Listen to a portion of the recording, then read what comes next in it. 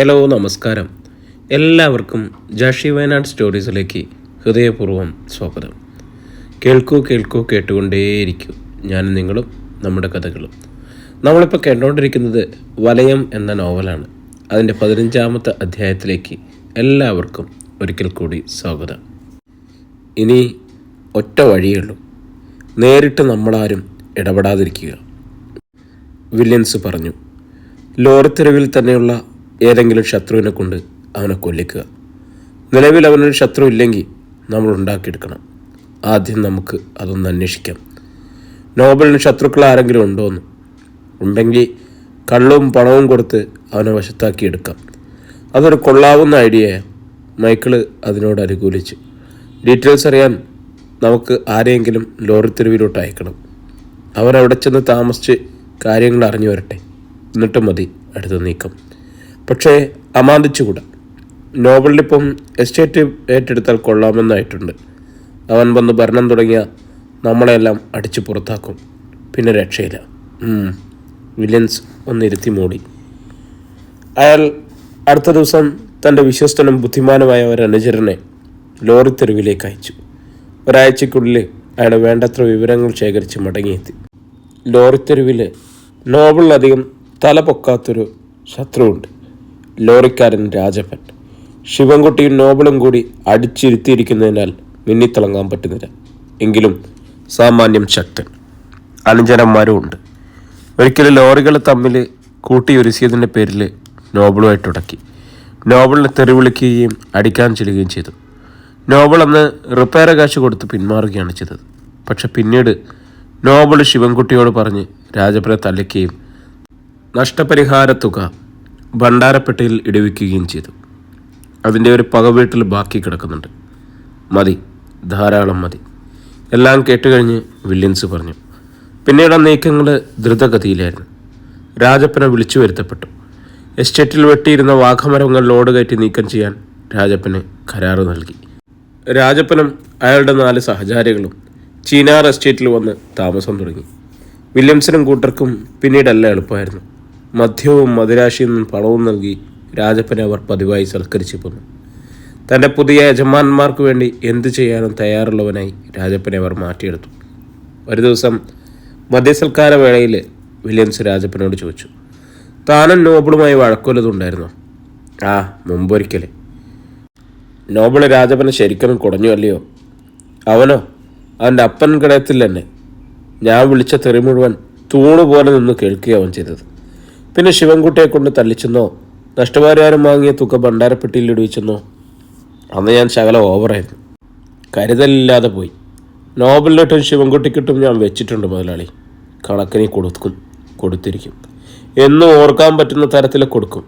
എന്നാലേ കണക്ക് തീരത്തുള്ളൂ. എന്നാൽ പിന്നെ പഴയ കണക്കൊക്കെ അങ്ങ് തീർത്തൂടെ? എന്തിനാ കുടിശ്ശിക വച്ചേക്കുന്നത്? ഇപ്പോഴാണെങ്കിൽ ഞങ്ങളും സഹായിക്കാം. കാരണം ഞങ്ങളും അവനെ നോട്ടോട്ടിരിക്കുക. നമ്മളൊത്തുപിടിച്ചാൽ അവൻ വീണത് തന്നെ. ഞാനെന്തിനും തയ്യാറാണ്. എന്ത് ചെയ്യണമെന്ന് മുതലാളി പറഞ്ഞാൽ മതി. നേരിട്ടൊന്നും ചെയ്യണ്ട. നമുക്ക് കാര്യം സാധിക്കണം. തടിക്ക് കേടൊന്നും വരികയും ചെയ്യരുത്. അത്രയല്ലേ ഉള്ളൂ. അത് മതി. വില്യംസ് തൻ്റെ ഗൂഢപദ്ധതി വിവരിച്ചു. രാജപ്പൻ്റെ കണ്ണുകൾ തിളങ്ങി. പകയും വീട്ടാം, കാശും സമ്പാദിക്കാം. ഒറ്റവടിക്ക് പക്ഷി 2. നോബലിനെ കൊന്നാൽ 2 ലക്ഷം രൂപ. മുതലാളിയുടെ ഔദാര്യങ്ങളും നന്ദിയും സഹായങ്ങളും വേറെ. ഞാൻ റെഡി, രാജപ്പൻ പറഞ്ഞു. വില്യൻസ് അലമാറ തുറന്ന് അപ്പോൾ തന്നെ 10,000 രൂപ എടുത്തു കൊടുത്തു. രാജപ്പൻ അത് ചുണ്ടോട് ചേർത്തു. പുത്തൻ മണം, പുത്തൻ നോട്ടുകെട്ട്. അധ്യായം 25. സൂസൻ ഫെർണാണ്ടസിന് ഇതിൽ പരമൊന്നും സന്തോഷമില്ല. നോബൽ ചീനാർ എസ്റ്റേറ്റ് തൻ്റെ സ്വന്തമാണെന്ന് പ്രഖ്യാപിച്ചിരിക്കുന്നു. അവൻ്റെ പപ്പയിൽ നിന്നും അവൻ അവകാശമായി കിട്ടിയ ആ എസ്റ്റേറ്റ് ഏറ്റെടുക്കാൻ താല്പര്യം പ്രകടിപ്പിച്ചിരിക്കുന്നു. അതൊരു നല്ല സൂചനയായിട്ട് അവർ കരുതി. നോബൽ എസ്റ്റേറ്റ് ഏറ്റെടുത്തു കഴിഞ്ഞാൽ പിന്നെ ഭയപ്പെടാനില്ല. അവിടുത്തെ തെമ്മാടിക്കൂട്ടങ്ങളെ അവൻ തന്നെ അടിച്ചൊഴിപ്പിച്ചുകൊള്ളും. എസ്റ്റേറ്റ് നല്ല രീതിയിൽ തന്നെ നിലനിൽക്കും. ഒരുപക്ഷെ ചീനാർ എസ്റ്റേറ്റിൻ്റെ ഏറ്റവും നല്ല കാലഘട്ടമാവും വരാൻ പോകുന്നത്. ക്രിസ്റ്റി തനിക്ക് നൽകിയ സ്നേഹത്തിന് അർത്ഥമുണ്ടാവുകയാണ്. നോബൽ എസ്റ്റേറ്റ് കയ്യേൽക്കുക എന്നതിനർത്ഥം ക്രിസ്റ്റി അവൻ സ്വന്തം പിതാവായി അംഗീകരിക്കുന്നു എന്നാണ്. ക്രിസ്റ്റി അംഗീകരിക്കുമ്പോൾ അവന് തന്നെ സ്വന്തം അമ്മയായും അംഗീകരിക്കേണ്ടി വരും. ക്രിസ്റ്റി തന്നിലൂടെ അവന് നൽകിയ സൗഭാഗ്യങ്ങൾ അവൻ സ്വീകരിക്കുമ്പോൾ താനാണ് ഏറ്റവും അധികം സന്തോഷിക്കേണ്ടത്. നോബിളും സംഘവും ലോറികളിൽ ചീനാർ എസ്റ്റേറ്റിലേക്ക് പോയപ്പോൾ നെഞ്ചു നിറയെ ഭീതിയായിരുന്നു. ഇങ്ങനെയൊന്നും അല്ല കരുതിയിരുന്നത്. വെട്ടും കുത്തും കൊലപാതകങ്ങളും ഉണ്ടായേക്കും എന്നായിരുന്നു. ഭാഗ്യവശാൽ രക്തച്ചൊരിച്ചിൽ കൂടാതെ കഴിഞ്ഞു. എസ്റ്റേറ്റ് ഏറ്റെടുക്കുന്നതിനെ സംബന്ധിച്ച് നോബിളുമായി തുറന്നു സംസാരിക്കണമെന്ന് സൂസൻ ഉറച്ചു. ഒരു ദിവസം നോബിളിൻ്റെ വീട്ടിൽ ചെന്നപ്പോൾ ഇതേക്കുറിച്ച് സംസാരിക്കുകയും ചെയ്തു. സൂസൻ തൻ്റെ എല്ലാ പിന്തുണയും എല്ലാവിധ സഹായങ്ങളും ഉറപ്പുവരുത്തി. നോബിൾ പറഞ്ഞു, ഞാനിത് തീരുമാനിച്ചിട്ടൊന്നുമില്ല. മനസ്സിൽ അങ്ങനെ ഒരു പ്ലാൻ ഉണ്ടെന്നേ ഉള്ളൂ. എന്ന് പോകണം, അവിടെ താമസിക്കണോ വേണ്ടയോ എന്നൊന്നും തീരുമാനിച്ചില്ല. ചിലപ്പോൾ തോന്നും ഒന്നും വേണ്ടാന്ന്, ഇവിടെങ്ങാനും കഴിഞ്ഞുകൂടാന്ന്. ആ എസ്റ്റേറ്റ് നശിച്ചു പോയാലും നിന്നാലും എനിക്കെന്താണ്? മറ്റു കാട്ടുകള്ളന്മാർ അത് ഒഴുതുമറിക്കുകയോ കഷ്ണം കഷ്ണമാക്കി എന്തു വേണമെങ്കിലും ചെയ്യട്ടെ എന്ന്. എനിക്കേതായാലും അതിൻ്റെ ആദായമൊന്നും വേണ്ട. ആദായം നീ എടുക്കണ്ട. ചെയ്യുന്ന ജോലിക്കൊരം ശമ്പളം കൈപ്പറ്റിയാൽ മതി. കാര്യമൊക്കെ ശരിയാ. എനിക്കൊരു തീരുമാനത്തിലെത്താൻ പറ്റുന്നില്ല. എൻ്റെ മനസ്സമാധാനം ഇല്ലാണ്ടായെന്ന് പറഞ്ഞാൽ മതിയല്ലോ. ഊടിൻ്റെ രുചി പോയി, ഉറക്കത്തിൻ്റെ സുഖവും പോയി. നോബിൾ അങ്ങനെ പറഞ്ഞുവെങ്കിലും അവനൊരു വീണ്ടും വിചാരമുണ്ടായിട്ടുണ്ടെന്ന് സൂസന് തീർച്ചയായിരുന്നു. അന്ന് വീട്ടിലേക്ക് തിരിച്ചു പോകുമ്പോൾ സൂസൻ നോബിളിൻ്റെ അനുവാദത്തോടെ ജാൻസിയെയും കുഞ്ഞുങ്ങളെയും കൂടെ കൊണ്ടുപോയി. വീട്ടിലെത്തിയപ്പോൾ അവർ ജാൻസിയോട് പറഞ്ഞു, ഇപ്പോൾ അവനൊരു മനംമാറ്റം കാണുന്നുണ്ട്. നീയും കൂടെ കൂടെ പ്രേരിപ്പിക്കണം. എന്നാൽ അവൻ എസ്റ്റേറ്റ് ഏറ്റെടുക്കും. അവന് വേണ്ടെങ്കിൽ വേണ്ട. നിൻ്റെ കുഞ്ഞുങ്ങൾക്ക് ഭാവിയിൽ അത് ഉപകാരപ്പെടും.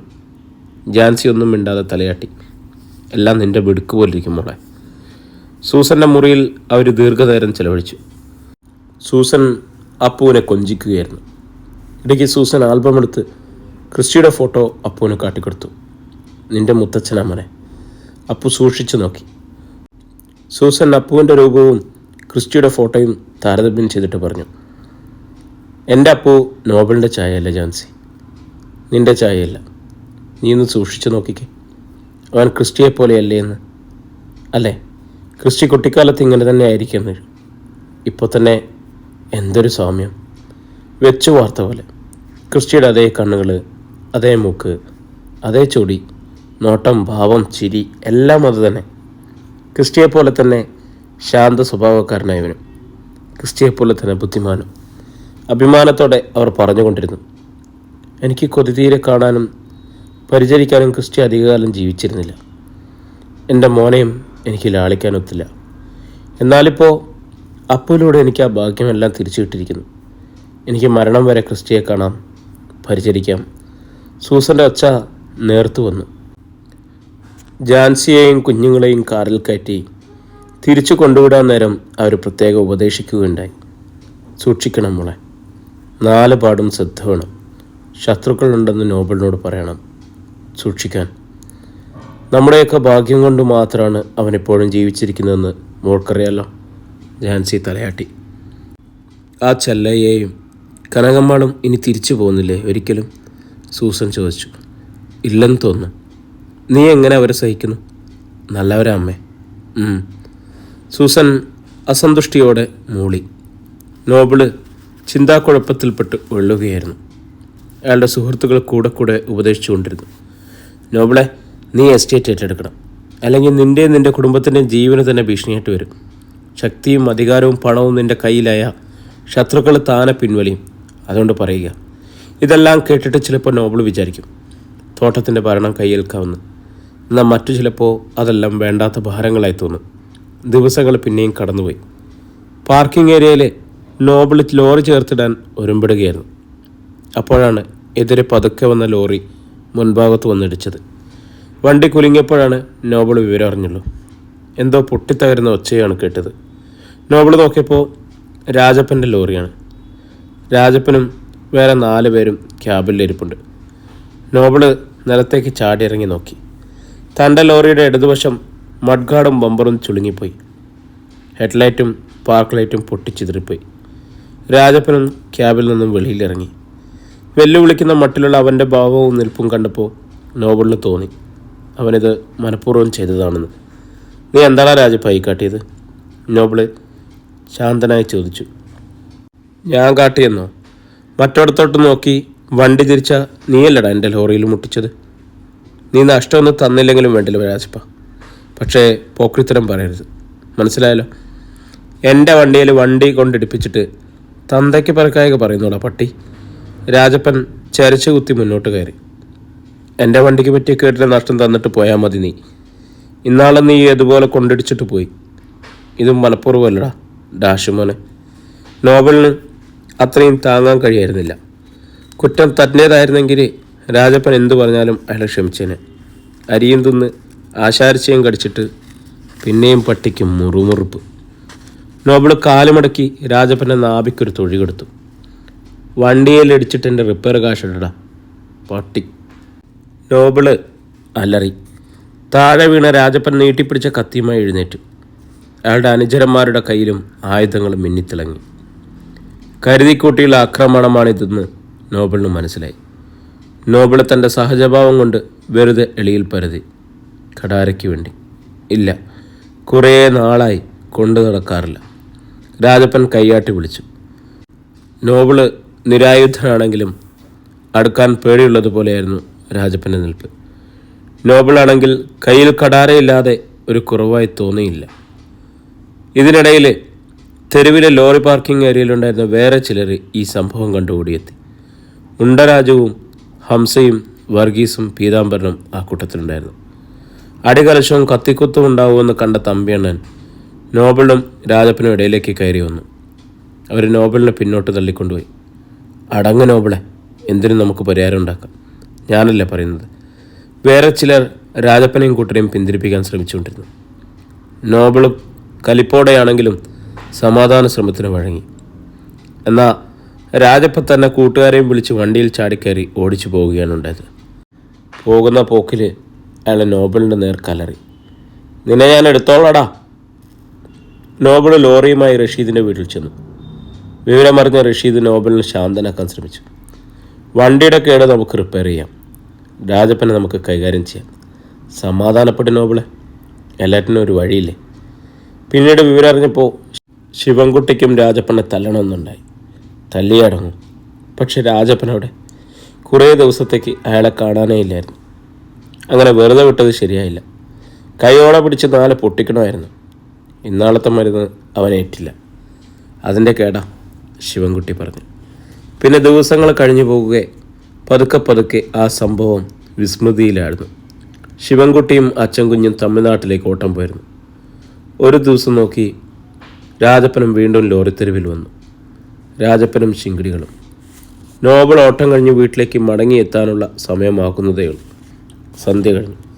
അപ്പൂനെയും പൊന്നൂനെയും കൊണ്ട് ചെല്ലയെയും കനകമ്പാളും വരാന്തയിലുണ്ട്. ജാൻസി അത്താഴമൊരുക്കുന്ന തിരക്കിലായിരുന്നു.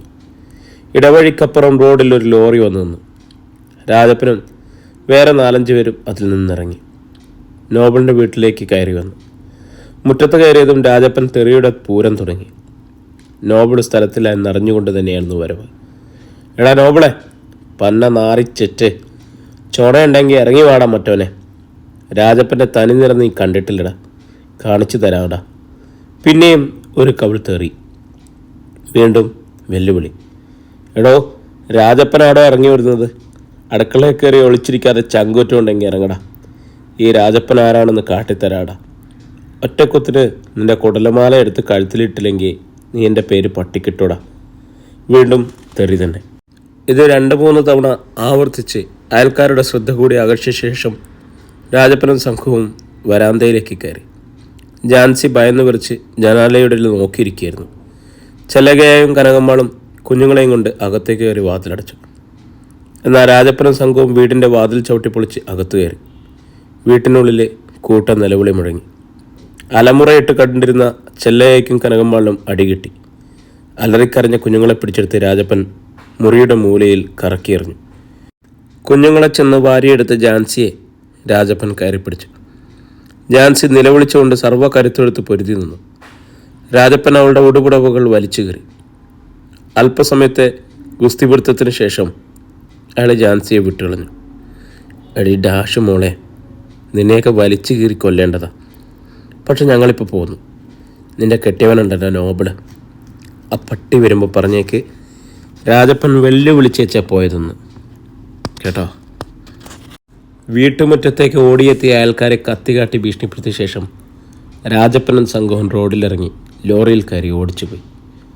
ലോറിത്തെരുവിൽ എത്തിയപ്പോഴേ നോബിൾ അറിഞ്ഞു രാജപ്പനും കൂട്ടരും തൻ്റെ വീട് കയറി ആക്രമിച്ചിരിക്കുന്നുവെന്ന്. അയാൾ നടുങ്ങി. അയാൾക്കത് വിശ്വസിക്കാനായില്ല. ശരവേഗത്തിൽ അയാൾ വീട്ടിലേക്ക് പാഞ്ഞെത്തി. ചെല്ലയ്യായും കനകമ്മാളും അവിടെ നടന്ന അക്രമം മുഴുവൻ നോബിളിനെ കേൾപ്പിച്ചു. നേരാണടി, അവൻ നിന്നെ ഉപദ്രവിച്ചോ? ജാൻസിയുടെ നേർക്ക് നോബിൾ അലറി. എന്നെ കീറിപ്പിടിച്ചു, വസ്ത്രമൊക്കെ വലിച്ചു കീറി, അത്രയേ ഉള്ളൂ. ജാൻസി കണ്ണീരോടെ അറിയിച്ചു. അപ്പുവിനെ വിളിച്ച് നോബിൾ വിവരം തിരക്കി. ആക്രമണത്തിൻ്റെ ഇടയിൽ പൊന്നുവിൻ്റെ തല ഭിത്തിയിലെങ്ങോ ഇടിച്ച് പൊട്ടിച്ചോര വാർന്നത് നോബിൾ കാണുകയുണ്ടായി. നോബിൾ വന്നുവെന്നറിഞ്ഞ് അവിടെ എത്തിയ ആൾക്കാരും നടന്നതെന്താണെന്ന് നോബിളിനോട് വെളിപ്പെടുത്തി. ഒറ്റ ചാട്ടമായിരുന്നു നോബിൾ മുറ്റത്തേക്ക്, അവിടെ നിന്നും ഇടവഴിയിലേക്ക്. ഒരു മിന്നായം പോലെ നോബിൾ റോഡിൽ പാഞ്ഞു മറിയുന്നത് ഉൾക്കിടിലത്തോടെ ജാൻസി കണ്ടു. കാലപ്പഴക്കം കൊണ്ട് ജീർണിച്ചു പോയ ഒരു സിനിമാ കൊട്ടകയിലായിരുന്നു രാജപ്പൻ്റെ വാസസ്ഥലം.